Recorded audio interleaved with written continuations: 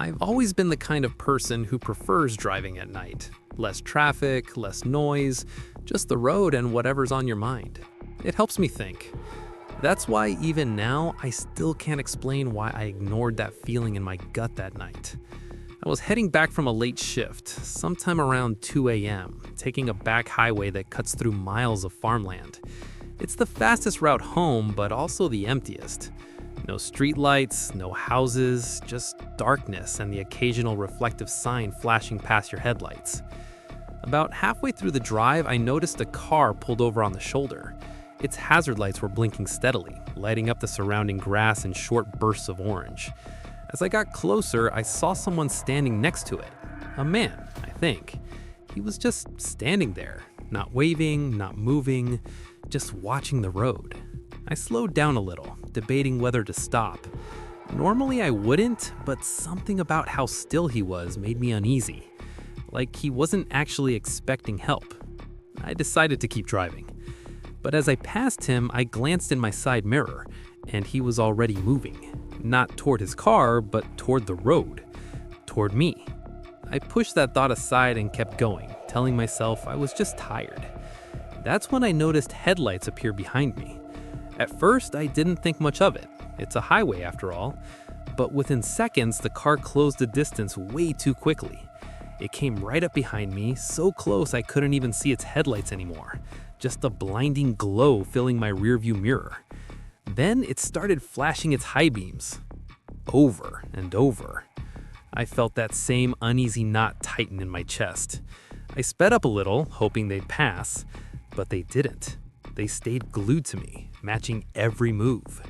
I switched lanes, they switched with me. That's when I noticed something that made my stomach drop. The car behind me didn't have a front license plate, and the headlights, they weren't aligned right. One was slightly dimmer than the other. It was the same car from the shoulder. There's no way he could have gotten back into his car and caught up that fast. I had only passed him maybe 30 seconds ago. I pressed harder on the gas. So did he. The engine behind me roared louder, and suddenly he swerved into the opposite lane, pulling up beside me. I kept my eyes forward, but I could see him in my peripheral vision. He wasn't looking at the road, he was looking at me. His face was barely visible in the dark, but I could make out his expression. Completely blank. No anger, no urgency, just staring. Then he smiled, slowly. Deliberately. My hands tightened around the wheel. I didn't know what he wanted, but every instinct in my body was telling me this was wrong.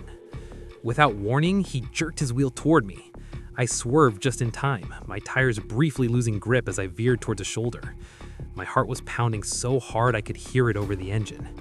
He fell back behind me again. Then he hit his horn. Long, loud, continuous. I realized then that he wasn't trying to pass me. He was playing with me. Up ahead, I spotted a turnoff, a narrow road leading toward a cluster of buildings in the distance, probably a small town or at least a gas station. I didn't hesitate. I took the turn hard, my tires screeching as I cut onto the side road. For a second, I thought I lost him. But then I saw the headlights again, turning in right behind me. The buildings got closer, and I could see lights, real lights this time, not just headlights cutting through darkness. I sped toward them, praying there'd be people around. As I pulled into the lot of a small 24-hour convenience store, I slammed on the brakes and jumped out of the car without even turning it off. The cashier looked startled as I rushed in, probably because I looked like I'd just seen a ghost. I turned toward the glass doors, expecting to see that car pull in after me. But the road outside was empty. No headlights, no car, nothing. I stayed there for almost an hour before I felt calm enough to leave. When I finally stepped outside, I scanned the area carefully. Still, nothing. It was like he'd never been there at all. I drove the rest of the way home without seeing another car.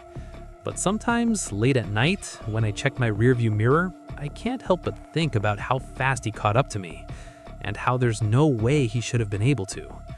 And every now and then, I swear I see a pair of headlights in the distance, uneven, getting closer.